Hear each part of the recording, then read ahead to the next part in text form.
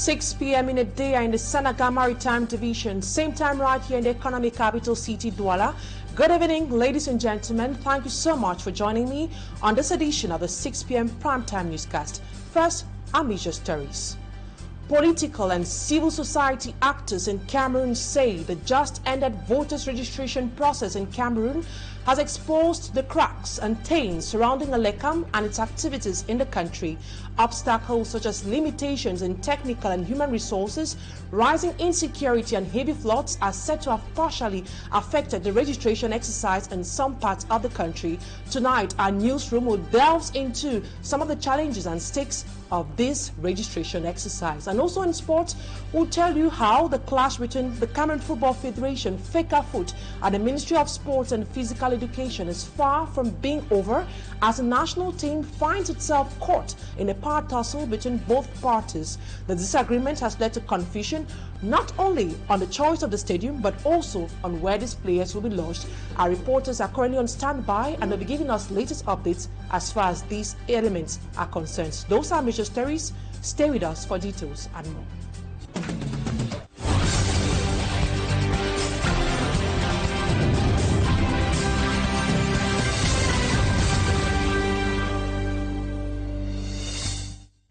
Thank you, ladies and gentlemen, for choosing Equinoxe Television. You made the right choice. And for presentation, I am Immaculate Fogwe. Rising insecurity and heavy floods are some of the problems that prevented a good chunk of Cameroonians in the far north region from getting their names registered on the electoral list. Due to this situation, civil Electoral agents were unable to have access to some neighborhoods. Consequently, a drop in the number of registered persons. Ese Lucidengu takes us to the far north region. In Mara, in the far north region, 50,000 people out of 104,000 registered on the electoral list for next year's presidential election. According to members of the Electoral Council in the far north region, the low turnout is as a result of several factors, predominantly insecurity caused by Boko Haram attacks. Sur le terrain, nos collaborateurs ont eu à porter les kits sur leur tête afin d'inscrire le maximum de Camerounais. Jipindi Salifu, a member of the Electoral Council, says they also encounter challenges reaching some localities hit by floods. The recent flood has forced many residents to leave their houses and access to registration centers was difficult. Our collaborators on the field had to face the Logon River that overflowed its banks. As a result, it was difficult for our collaborators to access localities. These challenges were tabled during a press briefing held in Mara to take stock of the registration process.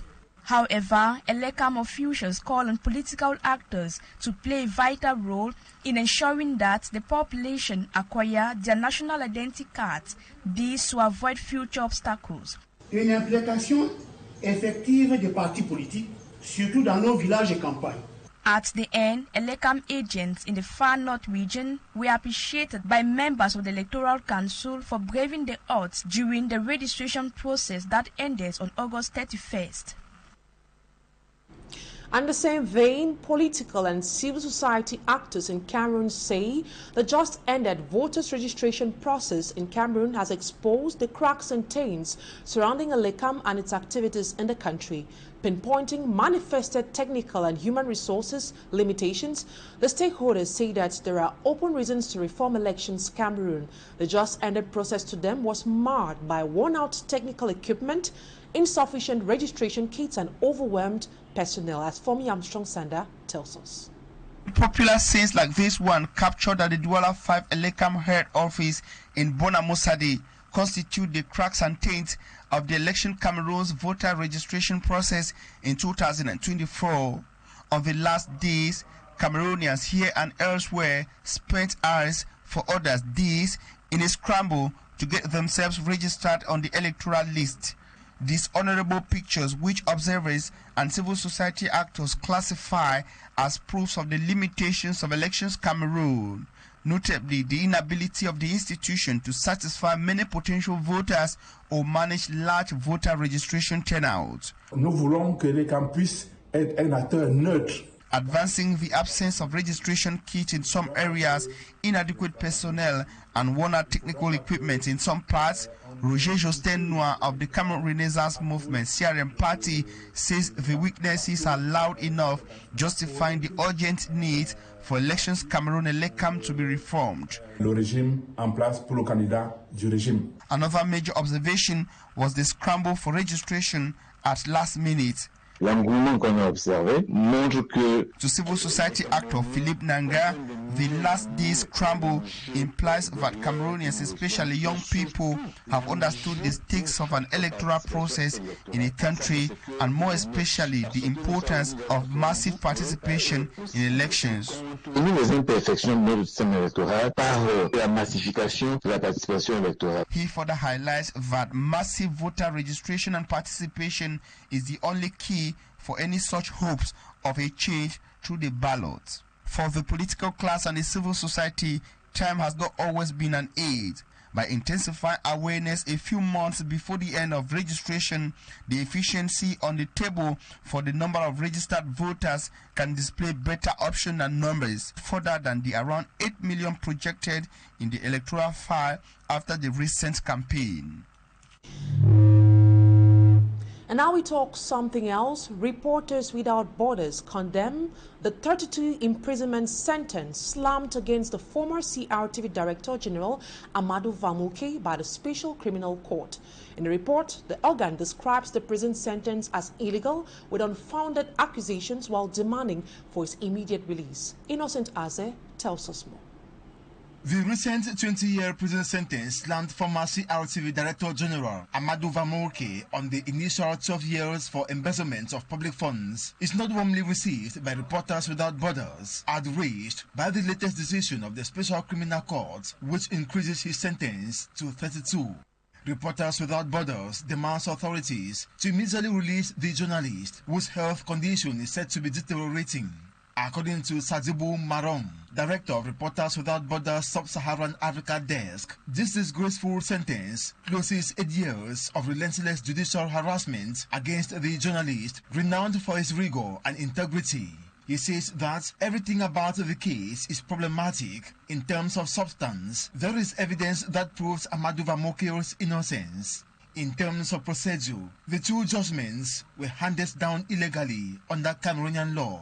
Sadzibu Marong questions how a journalist can be sentenced to a total of 32 years in prison, all on the basis of unfounded accusations and without tangible proof.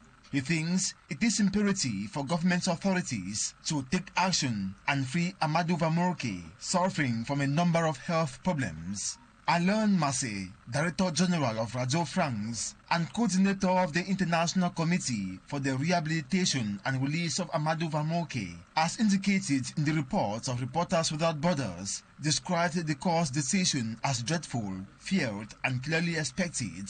To him, Vamuke's imprisonment is the result of his integrity, reason why his committee decides to launch a fund to support him.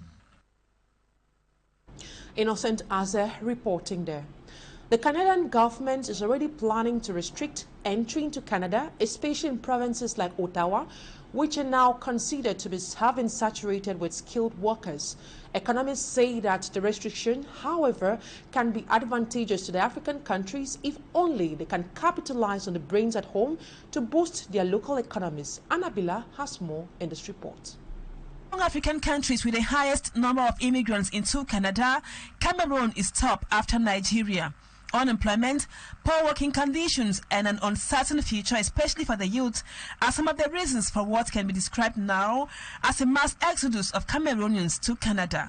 This to the disadvantage of the country's progress. To the advantage of some individuals, because definitely they will find a job if they are not where they were not able to find a job in their country, but never the nation as a whole. Why? Because if you see the means that the government are putting, to train these people. The Canadian government, through the Prime Minister, however, for several economic reasons and to ensure the well-being of Canadians first, have restricted entry into Canada precisely to Ottawa and other major provinces.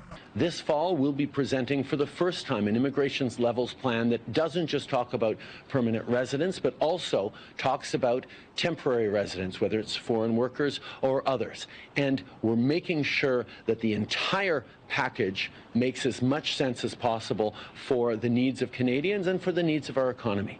That's why the first steps we're taking today of reducing the number of low-paid temporary foreign workers that can come work in this country. According to Emon Kurati, an economist, it is high time Cameroon capitalized or held firm to these restrictions by the Canadian government and make use to the maximum the available manpower still left in the country. By planning and by providing jobs to this manpower that we have trained within our countries, that's the only solution. We have to plan our development, and then from this planification we'll be able to give job and good job, to the manpower that has been trained, by the government. That's the only way. Cameroonians from all walks of life recently have been considering the Canadian destination as a measurement for success. But economists say Canada, just like the USA, only needs more of manpower to develop their economies while brain draining African countries. And now we talk sports, as the bitter feud between Fecafoot and the Ministry of Sport and Physical Education comes on. Die-hard supporters are left wondering on who really is in charge. The uncertainty surrounding the venue of the Indomitable Lions AFCON 2025 qualifiers match against Namibia has sparked intense debate. We'll be giving you greater details in our subsequent news editions. That's it for the first part of the news. Talking Point is up next.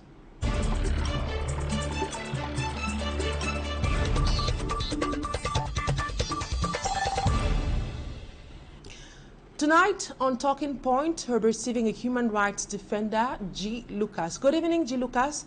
It is a pleasure to have you on Talking Point tonight. Good evening, Immaculate. It's a pleasure being once again on Equinoxe on Talking Points to look at issues that concerns our country and the world alike. G. Lucas, the town of Boya, which is a chief town of the southwest region, was very tense today. One person is reported to have been killed and a taxi burnt. You witnessed the scene. Can you tell us what exactly happened in that town today? Well, you see, it's a question that has to do with the truth and the fact. The truth is, the people have registered massively. Relatively to other years, they have registered massively this year. Elecam has a responsibility. The job description of Elecam during the election period is they have to be transparent. First of all, let me say this. Elecam has to be transparent. One, to ensure that all the polling stations should receive equal ballots. Two, we don't want people's names who did not register in a particular area to appear in that area. Three, Elecam should ensure that what they will receive from the different polling stations will be what they will process for it to be published after the elections that we have in view, which is not only presidential elections that we are looking at. 2026, it's one of the most strategic years in the life of Cameroonians, because municipal and legislative elections, the legislative elections are the elections that will tell you what law will be made. The law that some see it to favor beer and the law some see it not to favor the opposition. It will be made known during municipal elections and legislative elections. In the sense that municipal elections, the people will understand what they are doing. And legislative election, which is the arm that makes the laws, the people will see what law they can now move on to repeal. So yes, they can rely on Elecam. However, what I have said, Elecam needs to take this seriously. And that is why I want to call on Cameroonians to be politically educated. Because only through their political education would they make Elecam be more credible. We know that Elecam has some gaps. They have some loopholes. These holes, we can cover them as we have turned out massively. This is what I tell Cameroonians who always ask me the issue of Elecam being credible. Because you must have an answer to give to them.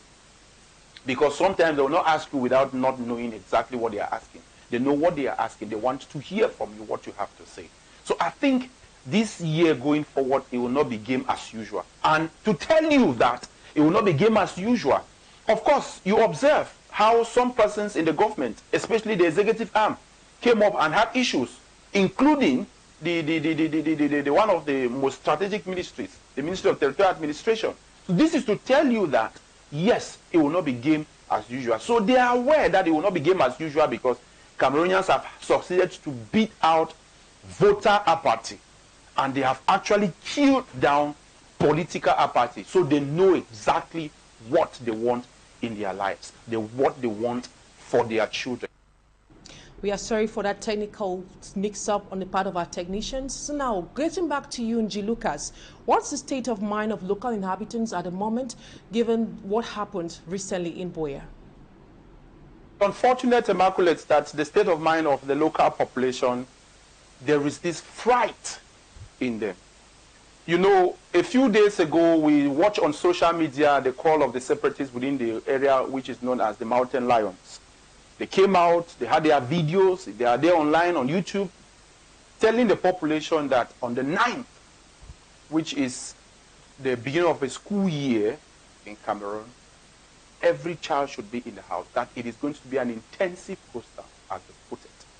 And these are some of the things that they want to come out massively and reiterate in the minds of people by using the power of the gun.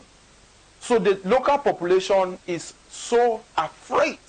They are tense.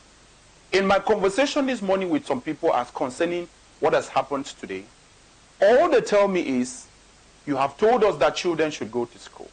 We will know that we have to send our children to school. But you know, the situation that has happened today, that it has been for long since they had such situation in my 16. Of course, you should note that it's close to 3 years we have not had issues of cars burnt or someone killed in areas like my 16. So the local population is in total disarray. They are afraid because they don't know what lies ahead.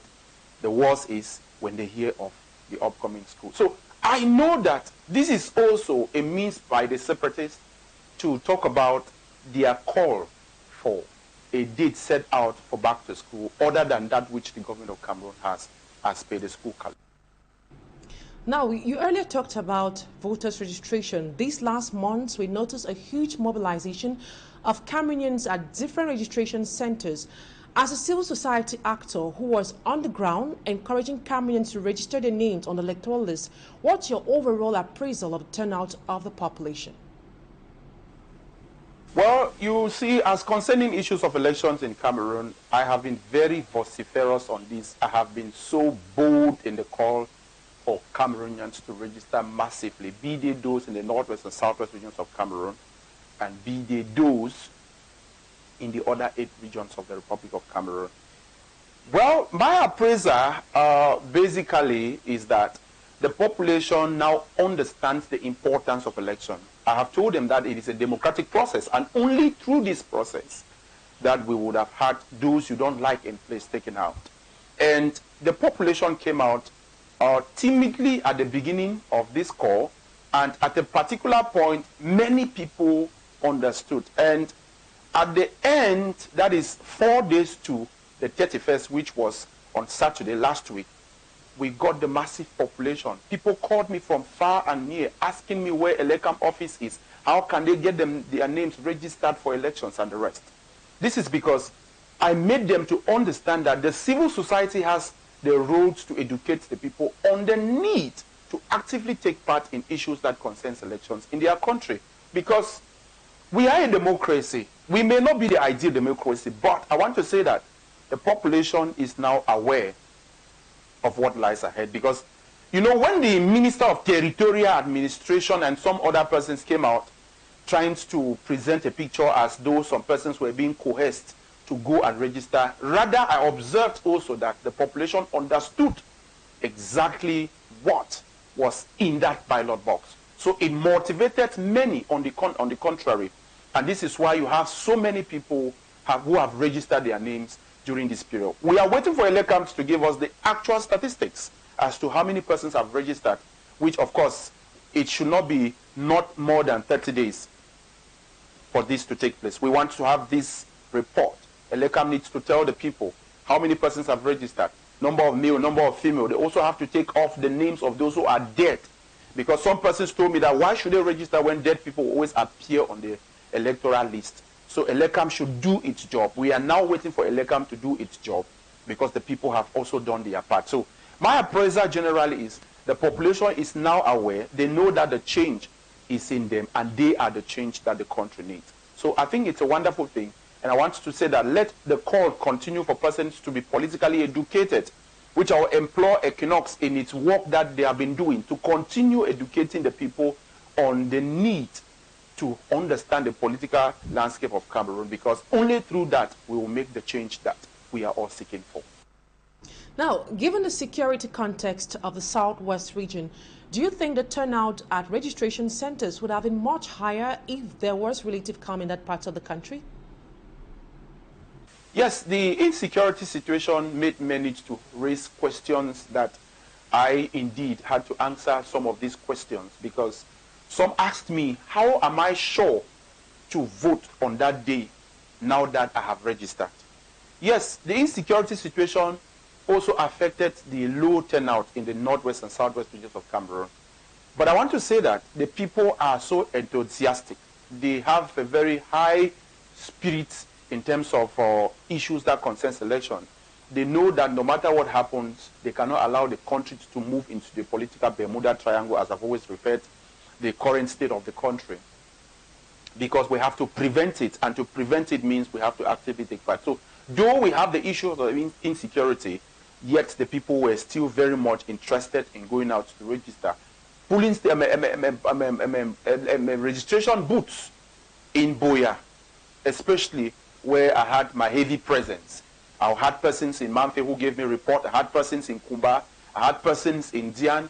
I had persons in Muyuka. I had persons in Limbe who gave me their report. But I want to be honest with you that the people in Boya were more enthusiastic. Apparently, it's because of the relative calm security situation that we have at the upper part, you know, around the area where you have the governor's office and the rest. So it is good. I also want to go on behind this to say that we want the Cameroon government to actually look on the aspect of dialogue, because a fair and free political system should not be consist of those who will be protected to go and vote only. So on this note, while the people are preparing the government of Cameroon between now and 2025, we want to have the kind of dialogue that will cause Cameroonians to feel at home, and that they will be free to also freely exercise this voting right. Thank you, G. Lucas, for accepting our invitation.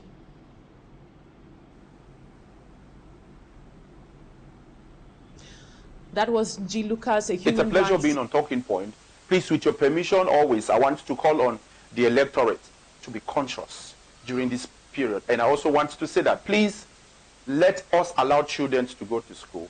You know, we of the organization on the ground, Rehabet, we still call on children to go to school. And that is why we say the doors are open for kids to go to school come 9th of September 2024-2025 school year, which open. G. Lucas, human rights defender based in Boya, which is the chief town of the southwest region of Cameroon, ending this edition of the 6 p.m. primetime newscast on Equinoxe television. Thank you, ladies and gentlemen, for your keen attention. Coming up next in some few minutes will be Equinoxe Soir, presented by Serge Etu, and exactly 8 p.m. we have the news done by Julian Bebisai. Bye-bye for now.